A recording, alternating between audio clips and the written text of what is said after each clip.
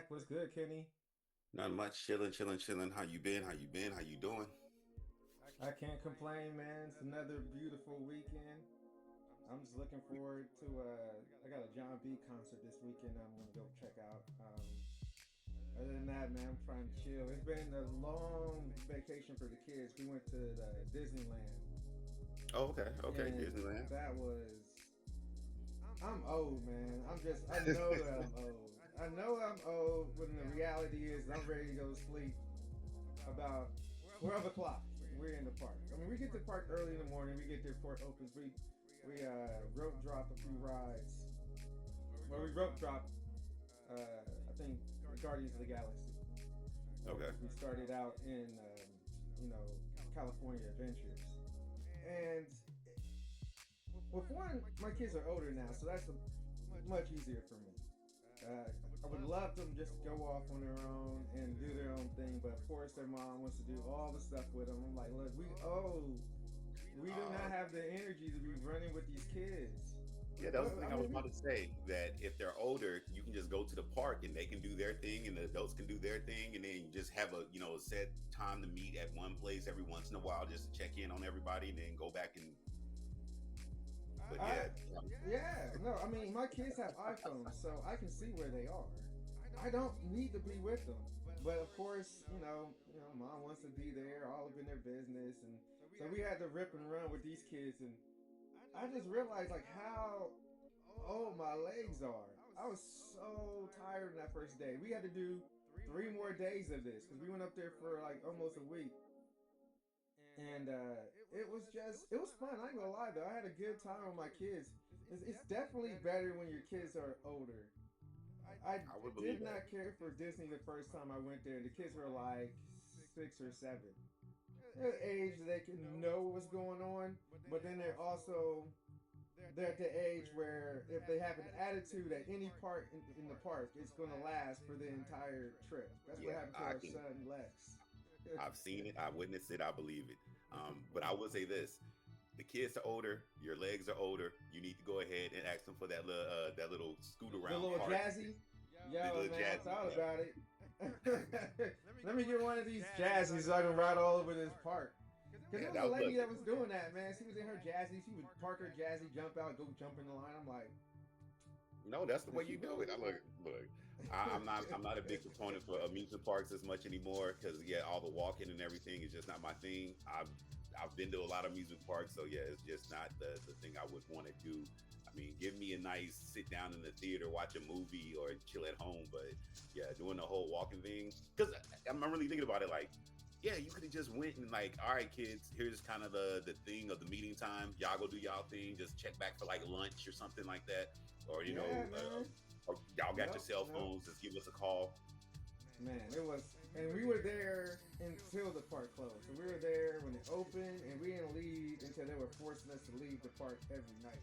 And that is a whole day of amusement parks. I remember Yeah, those that is a days. lot. Man, I mean, I got more than my steps in. And the funny part is that my kids are still indecisive. We were gonna go find shirts to all wear the same shirt, Mhm. and it's like herding cats. I wouldn't wear that again, so I'm not gonna wear it now. And I'm like, oh my god, does everybody grab their own shirt that they want to wear, and then we'll meet back up, and then we'll take photos together. It was still a good time, but man, See, good that's why God. the funny thing is about when me and I do stuff with my family and everything, they don't like when. Well, I don't like indecisiveness, but they don't like when I'm in charge because I still have that military mindset. I'm like Mm-hmm. boom, boom, boom, boom, boom. Because then on the flip side, if I'm relaxing, just chilling, I don't care what goes on. I'm just Yeah, there. exactly. But they like, well, you make a decision. Y'all don't want me to make decisions because it's going to be very swift It's and gonna be intuitive. methodical. We're gonna have a plan. We're gonna go to this space at this time, and this Exactly. space at this time. And We're gonna they're eat like, well, at you this take the fun time. out of it. It's gonna be regimented, and that's fine because you know what? Honestly, that's probably the best way to do it. I mean, we also had the speed passes, which made it a lot easier. Yeah, Fast passes. yeah. Only thing is that Disney schedules your fast pass, so like it's based on time. So you just Oh, can't go to any ride; it's got to be scheduled. Yeah. and it has to be together as a group. Yeah, you gotta do it as a group. So that's fine. I don't really have issues with that, and it's very convenient because you almost just get on a ride. And I love that because if we had done this the way we did it when they were little and they didn't have fast passes and you're standing in a line for 2 hours, That's crazy. Yeah, that not takes the gonna fun work. out of it. Not gonna But work. No, we got on almost every ride we wanted to get on, and we really didn't stand in any lines. And yeah, we did pay a bunch of money for the passes, but it was worth it. If you're gonna go Disney, do the passes. But what my girl found out is that you don't buy the passes beforehand. Buy them when you enter the park. They're a lot cheaper if you buy them when you're entering the park than if you buy them prior to coming to the park. yeah, We found that's that kind of out. We backwards, did. but okay, I guess. Yeah, it sounds backwards, but it turned out to be like a lot less expensive. So yeah, it was good. It was fun. It was a good time, man. What did you get into last weekend? Well, allergy season is going on, so I've been fighting allergies, sinus pressure, headache. I burnt my arm. I've got a little bit of a issue going on with my elbow, so I'm just doing some ailments of my body right now How'd that you I'm trying burn to your work through. arm? What you do? Oh, I You was cooking something. barbecuing? I was cooking something in the oven, and when I reached in, my hand hit the top. So I don't know if you can see it, but I got a nice little Oh burn. shit! Yeah, so that's a nice little second Dog, degree that's burn. not even. That's not a burn. That's like a third degree, second degree burn you got on your Yeah, arm. no, it's a second degree burn. So I was dealing with that, and also my elbows kind of been messing up on me a lot lately. So I'm just trying to get that worked out. But other than that, trying to battle my sinuses, my allergies, my little headaches, chilling, relaxing, listening to music, doing my same old, same old.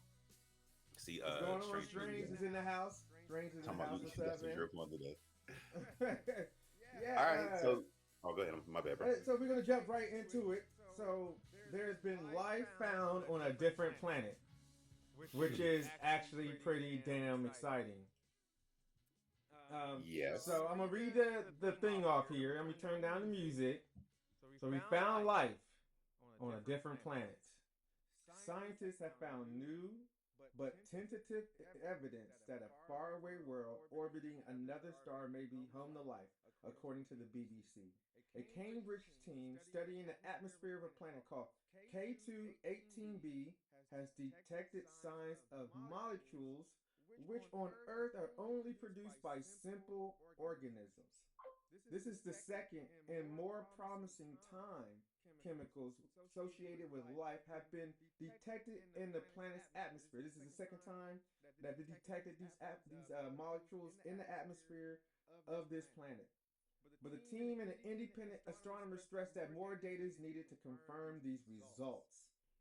The lead researcher, Professor Nico Mahusudun Masood Mahusudhan, I hope I said your name right. That was killing you. That was killing you. Madhu Suhan told me at this lab at Cambridge University's Institute of Astronomy that he hopes to obtain the clinching evidence soon.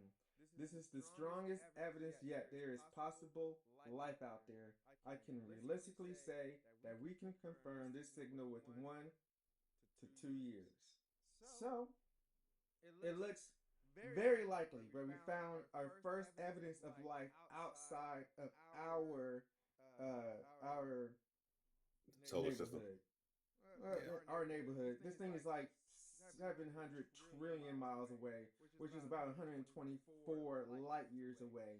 So it's much farther away than any human at this moment could live. Now, of course, if we start living into the 300s and 400s, if we figure out a way to reduce the damage to our telomeres, our DNA from replication, if we can figure out a way to stop the mistakes from the replication of our DNA, and we could figure out how to, have perfect uh, replication of our DNA, we will reduce the aging experience for humans, and then maybe we'll be able to live long enough to take a flight to one of these neighborhoods to confirm life out there in the universe.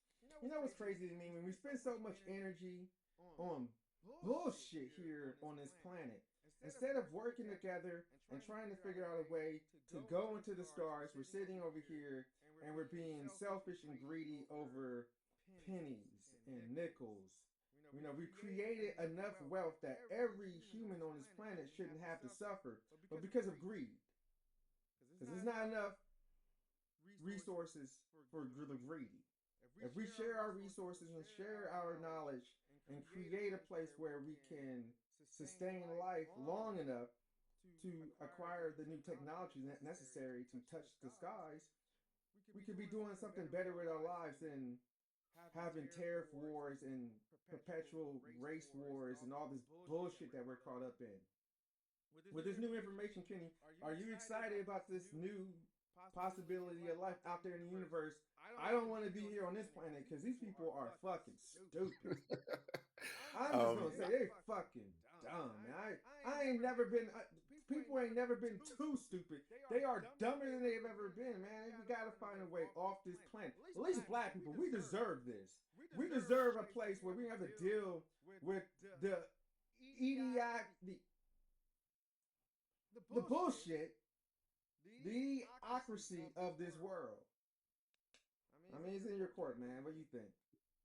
No, so the potential discovery of life until they fully confirm it is kind of amazing. It's something I always thought. I'm like, we can't be the only things that's in this vast thing called the universe. That's my always thought. We've had a conversation before where I'm like, yeah, there may not be intelligent life, or as we consider intelligent. Did you hear what? Did you see what Strange said? No, my bad. I didn't. I popped it on the screen. On spaceships. He said we can fuck on spaceships and have our new generations land on the new planet. Now, that's a possibility. That is a possibility.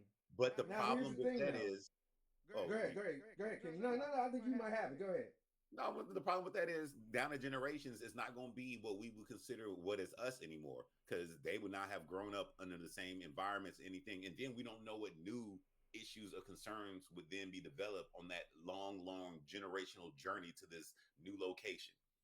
With that being said, just to bring it back a little bit to something else, is when we discover stuff like this, there's always this bad thing that I always think about, and it's very much like based on like me watching crazy sci-fi movies and all that stuff, but it's the same thing of, I don't want humans to fuck around, become colonizers to another planet, and then do some fucked up shit. Thank you, Kenny, for bringing that up. No, you're absolutely right, and that's something that's more than a possibility of happening. More than a possibility. Yeah, and that's one of my main concerns is like, all right, cool, we found something. Then why do we have to fuck with it? All right, cool, we found something. If it wants to be found or wants to communicate, then yeah, we should be open to that. But my fear is with us as humans, and when I say us, I literally mean us as humans. Somebody's going to want to see like, oh, what do they got that I can have over there? What resources are going to be available for me to consume? Because that is kind of what we would do, because that's what we've always kind of done in any shape or form. There's a story that recently came up, and it's kind of interesting. So this, North Sentinel Island, right, with the Senegalese people? Yes. So there was recently a YouTuber who tried to go there. This is, remember back in 2018, they killed the missionary that went there. To that island where they had the people who are isolated from everybody, isolated from society. Yeah, they do not want to change their culture, no nothing. But that missionary went there, they killed him, but they're protected under the Indian government. But recently there was a story that came out where a YouTuber who goes to dangerous places, he tried to go to give them a Diet Coke and a coconut. But he was arrested. He may face like time in jail. But see that small little thing of like, you're not supposed to go there. These people already stated, we do not want to be bothered. Leave us the fuck alone. But I also worry about that. Yeah, the scientists, we looking for life in the universe. That there's no problem with that. The problem then becomes is, all right, cool, we may have found some. But then what are we going to do? Are we going to be respectful to the whole Star Trek thing of do not interfere, do not interrupt? Or because we found it, now we want to know more, and to know more, why we really want it. That's the fear I have. I probably won't see it in my lifetime. But if they are trying to develop something to go there in the future, super in the future, why are we going? Is it to be friendly? Or do you think no matter what we're going to say, hey, what's your planet got? Or we done fucked up ours, So can we like borrow some of yours? That's a good point that you bring up, Kenny. I mean, one of the concerns about space exploration when it comes to going to new planets is the ethical and moral conundrum, right? We have a history. No, I mean, you know what I want to say. White people have a history of colonizing and stealing other people's resources and Well, pretending that the technology that they come across is somehow something that they discovered. All but right, that's the reason I that's wanted just to say humans in general. I didn't want to isolate or no. individualize anybody at the We gotta point. call it what it is because no But one else does. Like no, the hold on.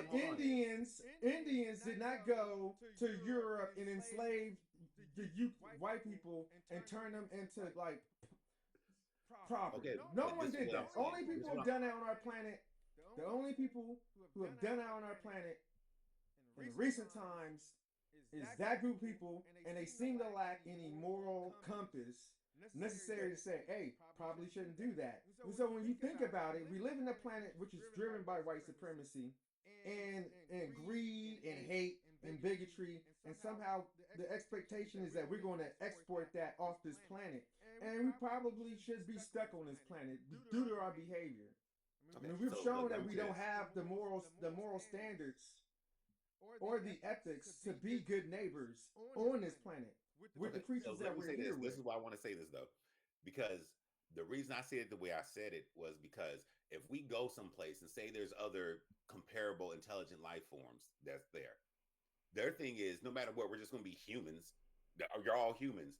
But the thing that's going to kind of be messed up is when they go like, wait a minute, you know why we kind of knew y'all were. I'm just this is a hypothetical speaking. You Mm-hmm. know, we knew y'all were there. You know why we don't fuck with y'all? Because y'all are all the same, but y'all put this and this, so it goes back to the isolated thing of just being on Well, Earth. fucking exactly. Well, And that's they again, be like, no, it's we knew about. only it's only those people. I mean, I had this conversation, man. There is really something wrong with whiteness. One thing is a made up thing. And the fact that you embrace it so hard that you're going to disenfranchise other things from their rights seems like you probably shouldn't exist on a planet outside of that planet. You are a virus if that's your mentality. Reason I bring that up, man, because we're talking about life outside of Earth, Yeah.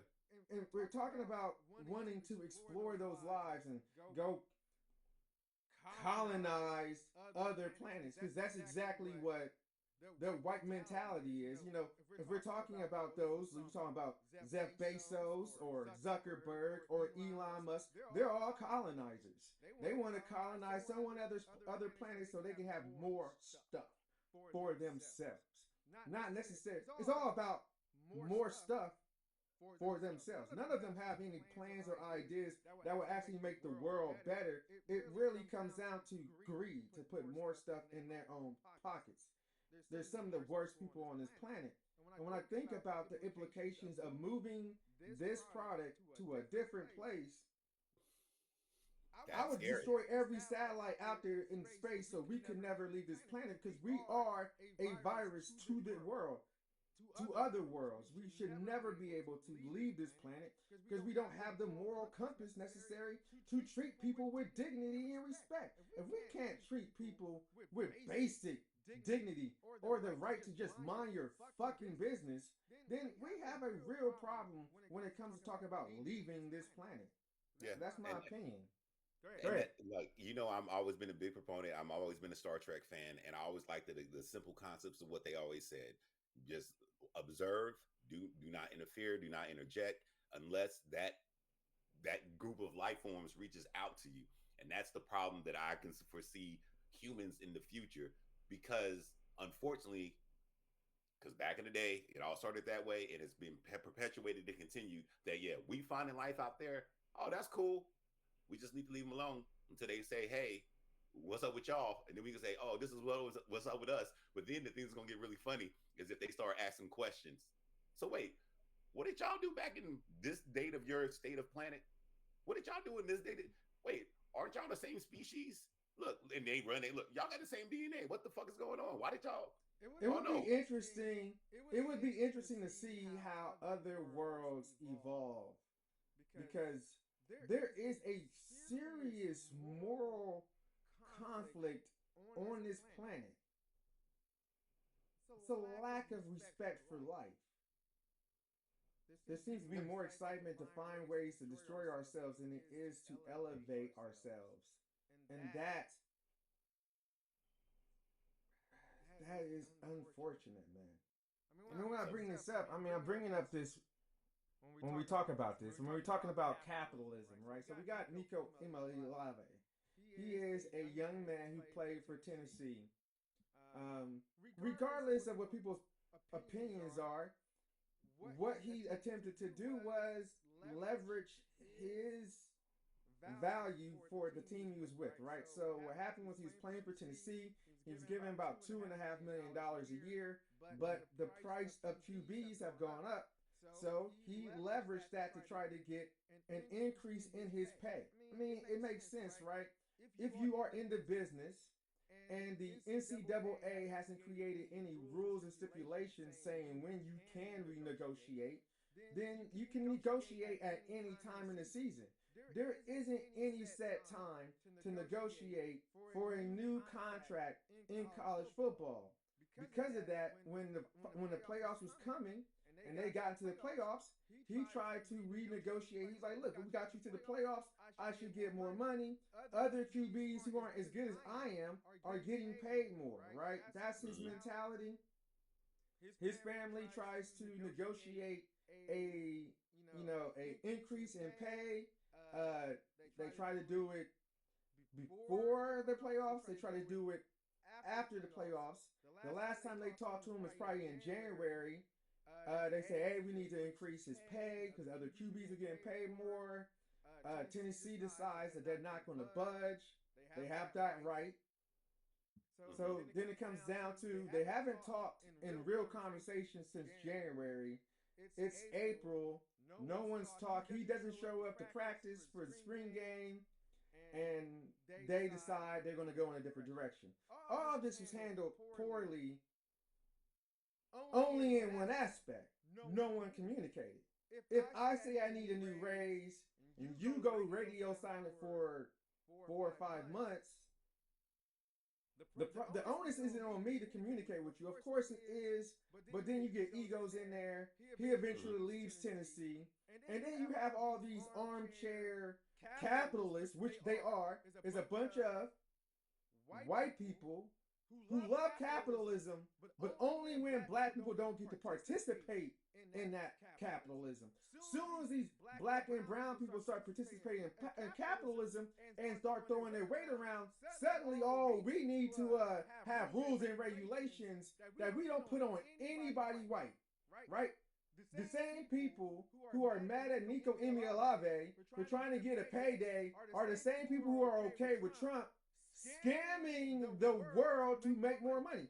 The same people who are mad at Nico Iamaleava for trying to get $4 million instead of $2.5 million are the same people who throw money at Elon Musk, who is literally a scammer. He is grifting the entire system. But they're okay with that. They're okay with Bitcoin. They're okay with all that bullshit. But as soon as a black or brown kid throws their weight around and says, no, I'm not going to play for you for free, suddenly white people are like, oh no, it's the wrong time to season. We shouldn't be doing this. This is wrong. This is bad for this. This is bad. Y'all didn't care about any of that shit in society. Y'all love greed. Y'all love selfishness. Y'all told me y'all do. Y'all vote for it. So you're telling me suddenly now Tennessee, a red state, is suddenly like, oh no, this brown boy needs to take a pay cut to be here at this school and play for us. It's bullshit. This is all bullshit. They're fake bullshit ass feigning outrage is nonsense because I know what you clap for. I know what you vote for. Those are just the facts. The kid tried to get more money, probably deserved it, had every right to do it. There's no rule saying when you can do it. And the best thing to do is leverage your shit. White people love leveraging shit. They love threatening somebody with leverage. But as soon as that shit starts flipping back on them and makes their lives inconvenient where they can't benefit off the backs of these black and brown boys for free or for cheap, suddenly now we got a conflict. Now I told you the facts. Tell me how you feel about what you just heard. Because this is the bullshit. White people are like, oh, he should work for free. Oh, he should get. They're trying to like end him, cancel him, trying to make it impossible for him to play, trying to tell him he don't have a place to play, that he's a bad person. And I'm like, y'all motherfuckers do this shit all day long.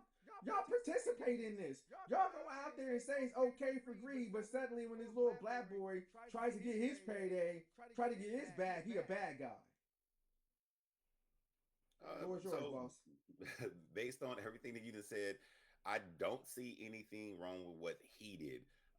If they are able to get their contracts, they are able to negotiate at any point in time, and he has proven that he is of value to this university, to this team, then yeah, if there's no negotiation season, there's no open season on negotiation. Yeah, when I know I did something good and there's nothing that can stop me and I can prove that I did something good, I'm gonna say, hey, I want to get paid more for my abilities to make this team, make this college, make our whole sports program succeed.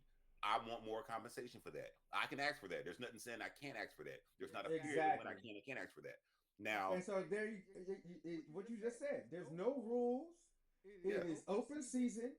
It is get your bag while you can get your bag, and everybody's trying to get their bag now because there are going to be new regulations down the road saying whether or not you can get paid like this. So if right now is the best time to get your bag, get your fucking bag. You know what I'm saying? Like the fact that they're trying to attack him for it seems absurd. Now, well, and this is the other part, because this is the other half I was going to say. This is the bad part about what I kind of see, and I could say this is a kind of a thing with sports, that because now he knows his worth, he knows he's worth a lot more than what he's capable of getting here. And the article that I kind of read about and everything is that if they are saying that, hey, there could be more room at the table for negotiation if you're willing to concede some things, as such as I get this one article says that they were asking for a better receiving core. Well, what he asked, this is a situation with Nico and with Tennessee. Tennessee was not good enough. They didn't have the receivers. The only team who dropped more passes than Tennessee was Georgia. And we know Georgia's receivers were fucking trash. The Tennessee receivers were trash. They dropped passes. They didn't get open.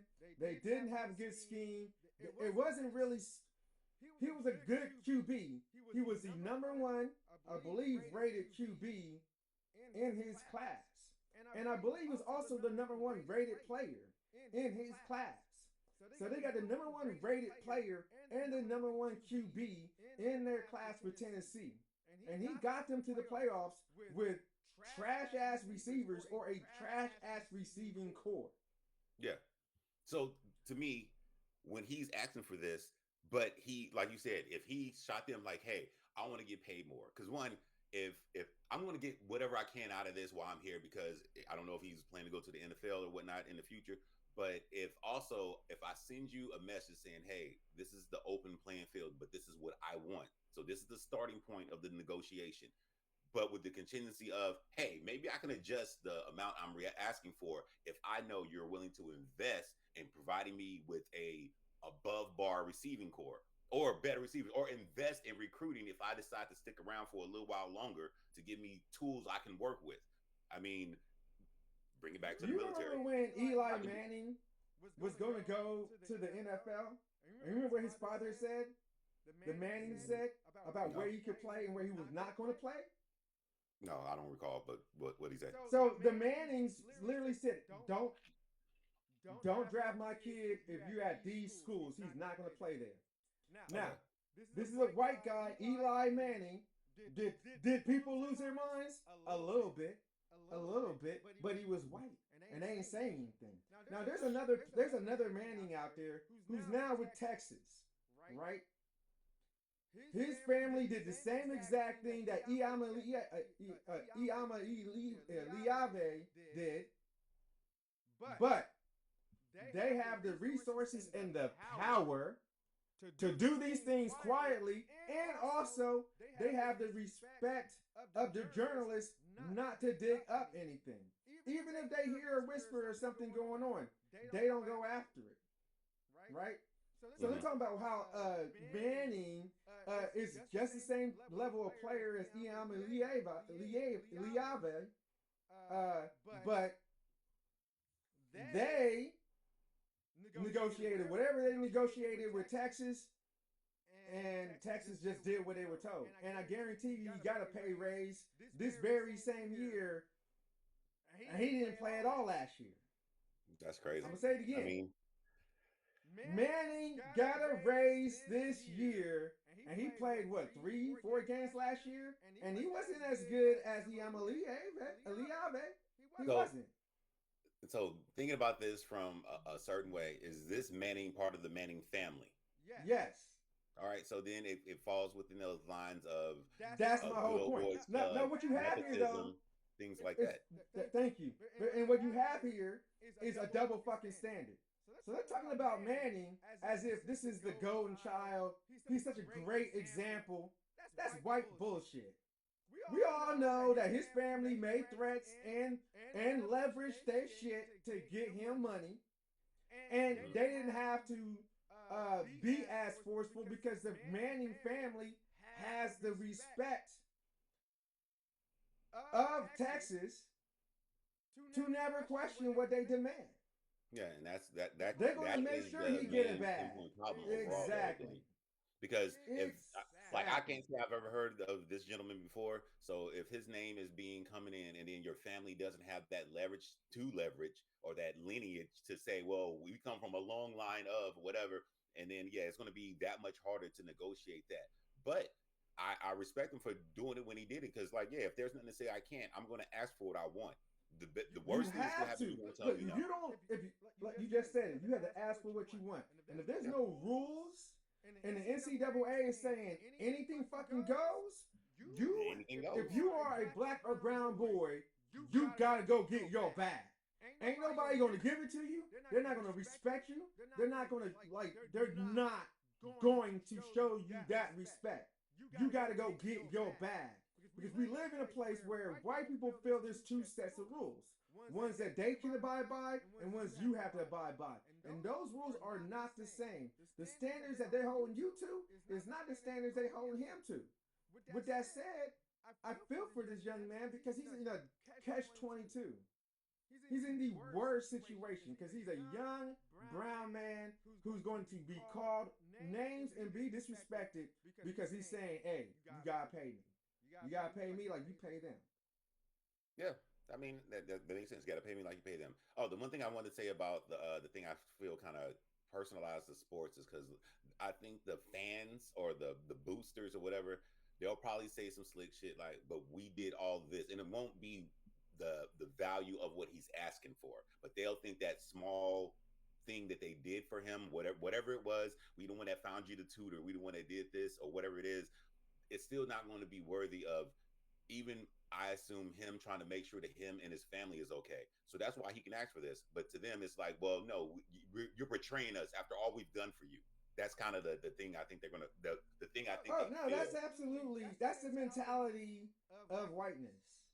It's always, I did this for you, or I made this easier for you, even though there's exceptional discomfort around your life.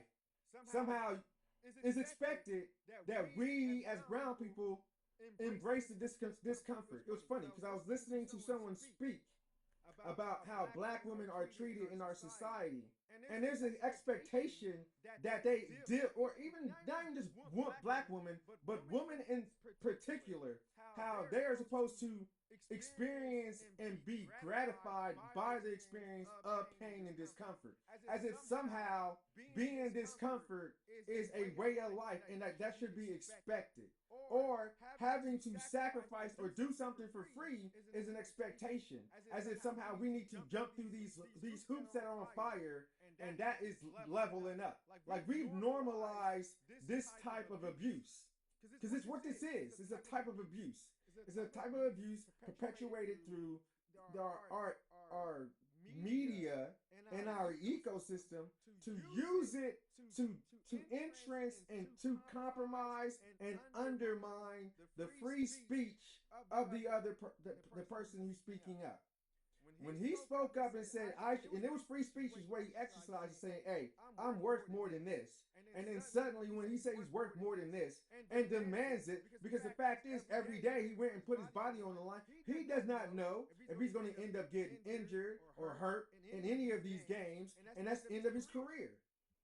Right? So he has to treat every single time he gets on the field like it's going to be his last time on the field.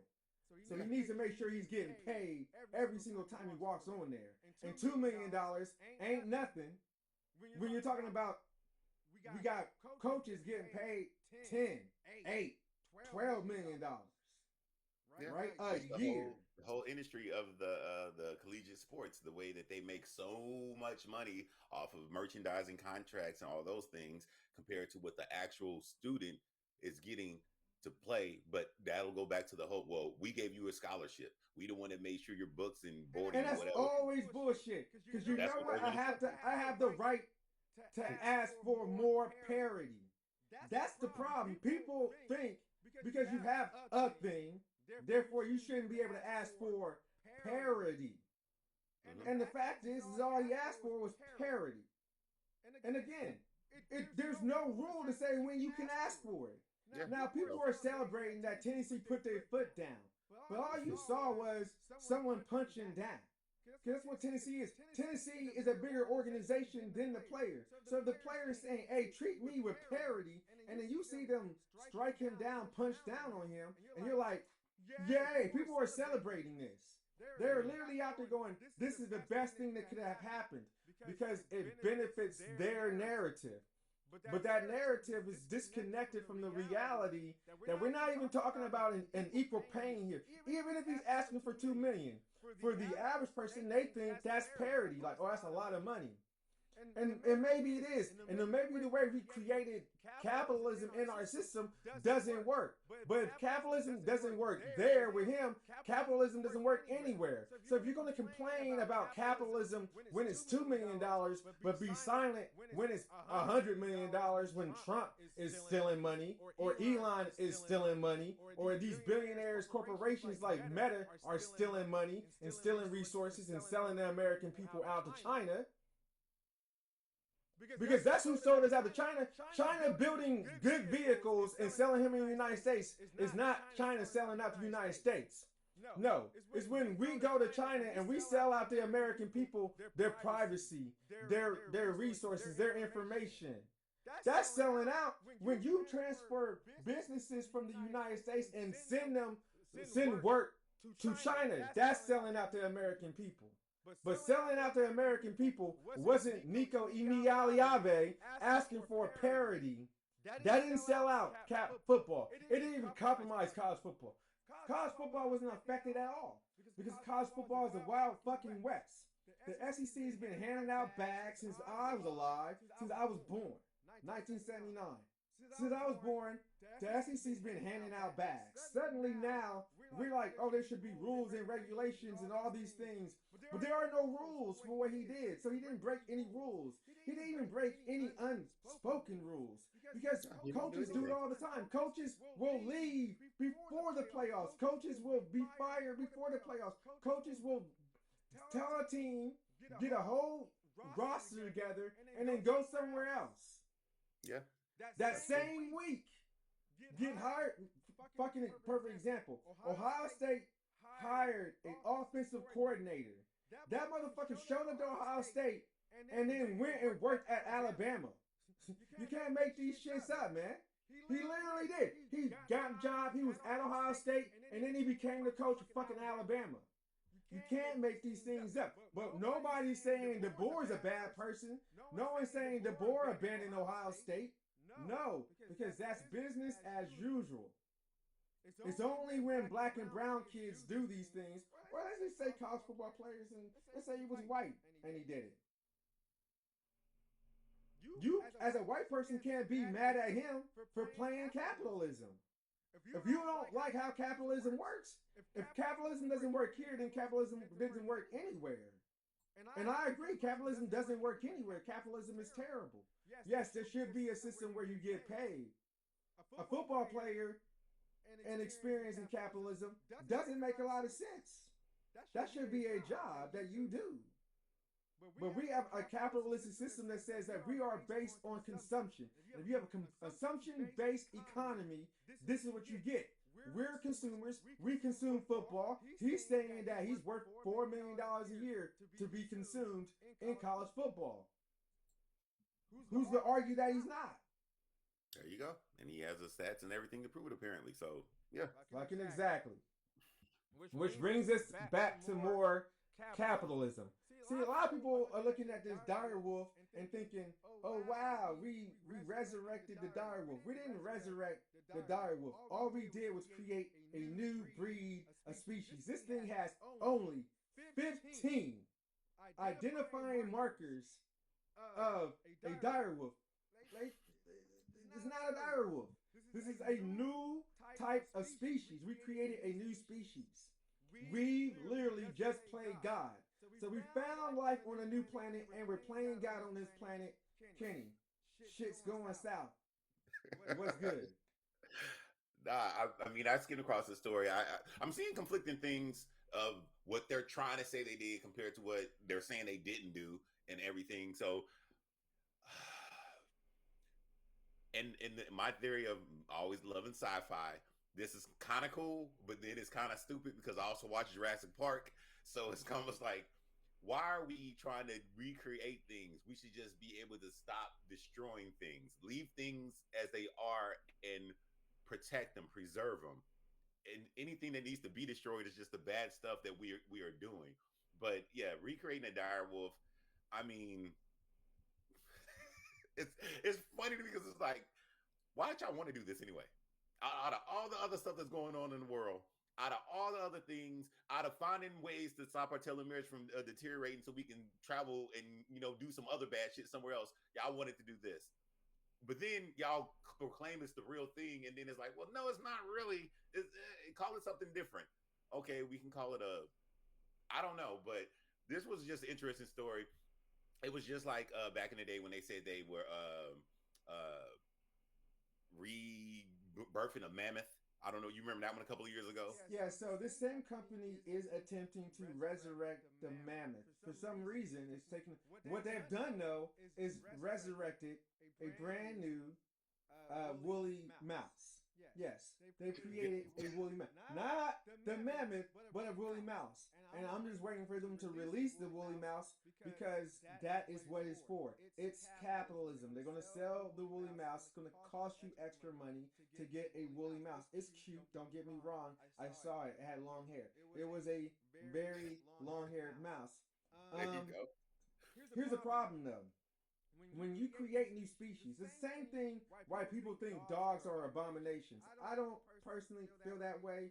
I do feel like a miniature Doberman is an abomination. That's just a personal opinion. I just think it's weird to see a dog this big as an adult when its normal ancestors are like this big standing next to me. Like it doesn't. It feels wrong, but whatever. They've created a new species of wolf. There's no environment that you can enter it into because you shouldn't be entering new species into any environment because that environment is going to be compromised. And if you're making an argument that you're reintroducing something that went extinct, then that's even worse, right? It went extinct. That environment doesn't exist anymore. And now you are going to throw it into a new environment with creatures that already have a niche in that environment and upset the balance. Yeah, it is why this is stupid. It's a bad idea. This is a creature that shouldn't live anywhere but in the zoo. And if it's in the zoo, then why should it even exist, right? It shouldn't even exist if you're going to put it in a zoo. You can't release it into the wild because it's unethical. So what do you do with it? No, and this is me and my wonderful cynicism that I have. You keep saying this is stupid. I'm like, these are scientists that did this. I'm just saying. Scientists do dumb stuff. Look, scientists have done dumb stuff. Like scientists have held nuclear isotopes in their hands that's stupid, and then died from, you know, radical cancer post Mm-hmm. radiation. Yeah. They do, people do dumb stuff. People Yes. used to take pictures. People used to treat X-rays like it was taking a photo, and Yes. people got cancer, and that's not how it's supposed to be. It's a bad. I mean, perfect example. Yeah. Shout out When to I Mary worked in Carey. when I worked in dental, I used to see people do the dumbest fucking things, like take X-rays with their hand holding, put their hand in the X-ray, and take a photo of a tooth with their hand holding the X-ray. I'm like, what the fuck are you doing? Yes. This is dumb. Radiation is I know. terrible, and yeah, you might be able to get away with that one time, but if you do that every single day, you are going to get cancer. Yeah. Yeah. Yeah. So that's my whole thing. Is like, as much as things can be done better and you can focus on other things, it is the I think I'm thinking about this because even the first story, it is becoming the brutal reality to me that what you said earlier is kind of funny. Like, yeah, maybe we should just be stuck here. Maybe we shouldn't Yes, go anywhere because we can't figure shit out just on we this can't. little rock. This third Dude, we rock from the can't sun, we treat can't figure each this shit other out. with dignity on this rock. We can't figure out that there really isn't a difference between your. There's cultural differences. There is no real difference. There are cultural differences between the color of your skin due to the socio-economic policies of the society for which they created these made up ways to segregate cultures away from themselves, so therefore they're unique. They would not exist normally in an environment where you are all in the same place, because all you guys' cultures would mingle together and eventually you just have one big old culture. But we don't do that. We segregate ourselves. Mm-hmm. We take the Sometimes I, little differences in the way we speak and we elevate it, and then we create these narratives that are just disconnected from reality. Like I had this argument with one of my friends, and I was like, dude, you piece of shit. Because you create these narratives that aren't attached to any reality, and then you build out a story, but you're not connected to those narratives, and there's no evidence that the narrative you created has any is not bound or connected to reality. And because you created these narratives, now you have this false narrative, and then it's reproducing a cycle where you tell a lie and it just gets wrapped around yourself constantly, because it's a re-feeding loop of yeah, lies. And yeah, this is the society we created. We have this feedback loop of a lie that's not true, but because you live in a feedback loop and you got nobody in it, in that, like, you have no black friends, you have no true black friends. You have people who are around you that are black, but they're not really your friends, and they don't really hold you, and they can't hold you accountable. I held them accountable. I went the fuck off. Not somebody I hang out with all the time, but somebody I'm associated with. And I call him a friend because I treat him with the dignity of a friend. But I just pretty much got in his fucking ass. I told him he wanted to be white. He spends his energy trying to be, no, and it's true. He's Latin, and he spends his time in whiteness. He swear he knows anything about black people, but he don't know black people. He don't really hang out with me. We're around each other when other people are around us, but you have no black friends. You have no black friends who you are around inside that culture. So you know nothing about black people, but because you are around black people, you swear you know, but you're not really around them. You don't have dinner with them. You get invited over loosely. This is the problem. When you have these feedback loops and you swear you're in the know. And the problem is a lot of these people went to college but aren't educated. Lots of people go to college and are uneducated. You can go to school, but unless the stuff in the books have changed the way you think, you have not been educated. If you went to school and you learned about virology, and yet you still think that that vaccines will kill you and are bad, you didn't get educated. You just went to college. You might have said A is the answer, but you didn't believe that A was the answer. Therefore, you are not an educated person. And most Americans who go to college are uneducated. They did not evolve. And a lot of these people and I said this on one of our old channels, old videos, they confuse whatever success they have at work with intellectual and psychological and emotional intelligence for which they do not have. Yeah, I that's true. strongly believe that only a hand. If you, I only think that black people have emotional intelligence, and only some black people. Like if you're black, I'm going to give the assumption that you have emotional intelligence, and then I'm going to test that shit. And if I see you supporting racists and bigots and hateful people, you lack emotional and historical context to understand the world around you. And most people lack that ability. And so therefore when you build it out the way you see the world and you start making decisions, ethical and moral decisions when it comes to science and media and language and how you treat other people and how you build things, it lets me know whether or not you're educated. So yes, these scientists created what they call a dire wolf, and they may claim to be of a higher a level of intellect, but they're not. They may have the ability to make A plus A equal B, but they do not have the ability to understand whether A plus A should equal B and whether or not the ethical and moral contingent or is congruent with those policies. And a lot of times, what we do does not line up ethically or morally. A lot of things we create doesn't have an ethical and moral compass to it. And we'll argue that, oh, it's someone else's, it's not my responsibility, but it is our responsibility. Even when we create a new piece of technology, we need to understand what's the implications of this new piece of technology. And that's And the I don't see problem. that happening. That's the problem that sometimes people, even the ones that are considered to be the scholastic people, what's that when my sister came over? Oh, your The sister's people there? that I think so. Crystal, that's you. So I said, what's up? What's up? I'm doing my morning show. No, What I'm doing my up? morning show. Darrell. Okay. Look, this ain't the one phone I couldn't find, but it's another phone. Oh, we just put on the thing. Oh, y'all So, confused? yeah, we're doing an actual show. We're live right now. That's my sister. It's not Sister, yeah. it's not Keisha, it's Crystal. Oh, okay, cool. It's my other sister. All right. All right, so you like, oh, I'm gonna probably text you a little bit later. I'm probably gonna text you in a little bit later. To do your regular? Not the regular, just the cigarette part. Okay.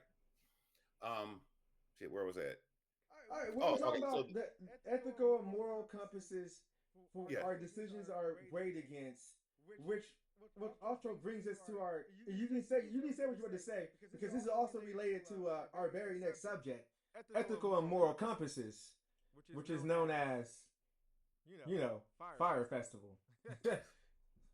no. All right. So what I was gonna say is, and this is actually a funny episode overall to me right now. The people that are put at the higher echelon of whatever it is that they're supposed to be put at the higher echelon based upon the other things that other people below them consider to be the higher echelon of things, education, scholastics, sports, whatever it is. Just because you can doesn't mean you should. That's been the statement. I never forget where I heard that the first time because I'm like, that's true because there's tons of things that people can do. But should you? Should you?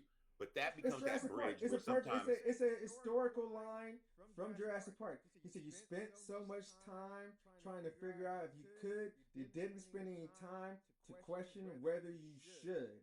And Jeff that's the Goldblum. But reality of the world. I think somebody else had said that before too, before the Oh, Jurassic Park movie, but it was. I'm sure there's millions of people. But that's one of the things about yeah. being able to actually sit in who you are and decide, do I have an ability to do something? Then, if I do have the ability to do something, should I do something? Now, we didn't took it from finding possible life in outer space to we have the ability to find it. Should we do anything? Should we interact with it? That thought process probably should start now. Because we've already kind of learned just in our own little sandbox that when one group of life found the same group of life somewhere else, they did something that kind of fucked up a lot of shit. Then going forward, we see that, oh, because all this stuff got messed up, we fall into a thing of capitalism where one person can take another person and manipulate and use their body, even if that person is willing to take their body and manipulate and use it. That's sports, athletics, things of that nature. Then we got the people that are at the top of the I'm I'm smart because I have these paper documents that say I did something. Oh, look, I can create something. Well, it's not really what it was, but it could be what it was, but it ain't what it is. But hey, I'm smart enough. I can do it. I made this. Oh, what are we gonna do with it? I don't know. Well, why did y'all make it in the first place? Because I could. But should you? Now, back down to this little rock. There's people that, because of all these things of what you were talking about with capitalism and everything, people Mm-hmm. that say, hey, I have all these resources of this monetary stuff. I want to be able to have something that somebody else can't have. Somebody else said, you know what? I think I can make that happen for you. Let me create this thing called Fyre Fest. Yeah, So Yep, that back that in the is is day, crazy. crazy. so if y'all don't know about Fyre Fest, back it was a exclusive festival for people of the well-to-do, basically people with expendable income and resources, where you're going to have the top stars performers come perform for you. You're going to have food catered. You're going to live in these, and this is the one funny part, they try to make it where it's very bohemian or Mm-hmm. very like glamming, tent glamming and stuff, but you're wealthy, so it's not going to be like you're living in the woods, but you're going to have all these nice little things to go and do. But it's because you have resources to expend, because somehow, some way, your family probably accumulated resources from other people. But Mm-hmm. this gentleman, what was his name? Shit, I forget his name right now. Yeah, Billy McFarland. He's the one that originated the first Fyre Fest. Basically, it was going to be this super expensive. Like, if you thought Coachella is like the thing right now, this was supposed to kick Coachella out of the water completely. Mm-hmm. But this completely failed. One, it didn't have enough planning. Two, you went to a a lower resource having location, but demanded them provide all these things of high resources or more fancier resources. But it overburdened the area that it was sent to. They Mm-hmm. purchased things that weren't really. They purchased, excess FEMA tents, try to make them look like cool little future domey things. The lady that was contracted to provide the food, because it was an island, they didn't have enough infrastructure to bring in the things that they wanted. So basically, Fyre Fest 1 completely fell apart. Completely. It was just mayhem and chaos. Billy McFarland ends up getting jail time for, basically, he was doing all these things for well-to-do people can get these exclusive things. He had like a special card with a special club you can go to and all this stuff. And this was just back in like New York. So he goes to jail. He's not supposed to be doing anything. I guess he serves his probation. He pays his debt to society. But somehow or another, he decides that he's going to organize a Fyre Festival too. This is supposed to take place in Playa del Carmen. But once again, this is the thing where he's overselling something to people who think or want to afford it or purchase it or participate in it. But yet he did not do anything on the back end for this small community in Mexico to even ensure that they had an infrastructure. But it was something that he's trying to leverage. I have a name, I can put this together, I have connections, I can sell this to these people.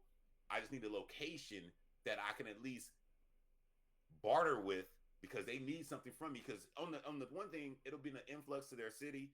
They could have did better infrastructure, but they said no. You did not really talk to us like that. You were trying to sell us something sneaky and everything. So right now, Fyre Fest 2 has been postponed with no new date, and it's raising concerns because McFarland already had a fraudulent history of everything that's going on. Mm-hmm. So that it's kind of brings it full circle from, yeah, we can see a planet way over there with life. Are we gonna fuck that up? Oh, let's bring it back. or, Even or with we us, gonna we let have them this. come over here and fuck our stuff up. I mean, of course, we're talking about something that is 700 trillion miles away, 124 light years. Yes, we're talking about it in a maybe in a less than logical way, but what we're talking about is the moral compass of our society. Mostly we're speaking of it from an American perspective, because America True. used to actually stand for something, values and morals and righteousness and freedom, things that they don't represent anymore because white people want more stuff. They want more. They don't have enough stuff. They need more things. And so to get more things, greed is what drives it. And here we are talking about just the fantastical lack of moral judgment in our American society. We look at the world from a very fractured perspective because Americans in particular lack moral compass, not moral authority, because every single one of them thinks that they're the goal points of morality, but no, like real moral judgment, because we don't live in a society which is empathetic, which which elevates a higher level of understanding and intellectualism. See, there's the most intellectual person's ability to understand empathy, and being able to understand empathy means you be the foresight to think about the implications of your actions. And the lack of ability shown through just some of the evidence we've shown here shows that. I mean, we're talking about Fyre 2. We've already experienced Fyre 1 being a failure, but we're talking about the moral judgment of a society which is all about the grift right now. It's all grift, man. And it's unfortunate. And there's no, and with grift, there's no room for empathy, because when you're grifting, there's only place for greed. And since there's no way to make a living in this world, we got to be greedy. And I will end this because I know we're on time. The one thing, and this is just me making fun of that kind of the situation. What if the life forms out there are intelligent and they're like, no, y'all live in the bad part of the galaxy. Y'all don't know. We don't even have to. Dude, hold that thought, because last week I was watching a little YouTube channel, and they were talking about this phenomenon where violence and crime seems to be encased into an area. Like what the way we understand crime in society is wrong. So I'm gonna send you that little story, or not documentary, with the research. And Okay. dude, it's shocking. No, With send it that to me. said, We can put it on the next show. we'll But put it I on the want to next finish show. out this. I want to finish out this. But it is like, what if they are saying y'all live in the bad part of the galaxy? Half that stuff y'all do, we've been stopped doing that millennia ago, and we don't come over there because we don't want y'all to try to do some shit over here with us because y'all don't know no better yet. That's the first part. The second part is shit. I lost my train of thought. That was the first part. The second part. Oh shit! What was my second part? My Damn it! I forgot bad. it. I forgot my second part because you got me thinking about the thing that you said. But I just leave it at that. That if we live in the bad part of the galaxy, the bad part of the universe, it's just that. Oh, I remember now. We live in the bad part. They like we don't go over there. Y'all do that weird shit still. We stop doing that. And on the flip side of us, me and you, he's sitting here talking. Why are we trying to export this off our planet then? Why are we trying to Exactly. export I this mean, off our planet? that's the And main that's all I thing. gotta Like, say. no, I agree with you. Why are we trying to export this off our planet? And you guys in the comment section, like, share, subscribe. We're thankful that you guys come and watch. With that said, Kenny, take us out, bro. Oh yeah, shout out to anybody that came through. Shout out to anybody on Kick. Shout out to anybody that were on Twitch. Shout out to anybody over on Facebook. And always shout out to anybody on YouTube. Thank y'all for watching. Please hit that like button. If you're on any other platform, please come over to our YouTube. Give us a subscription. I mean, a subscription. Sub to our YouTube. Give us a follow. Hit that like button. And yeah, we'll catch y'all next Friday. Peace.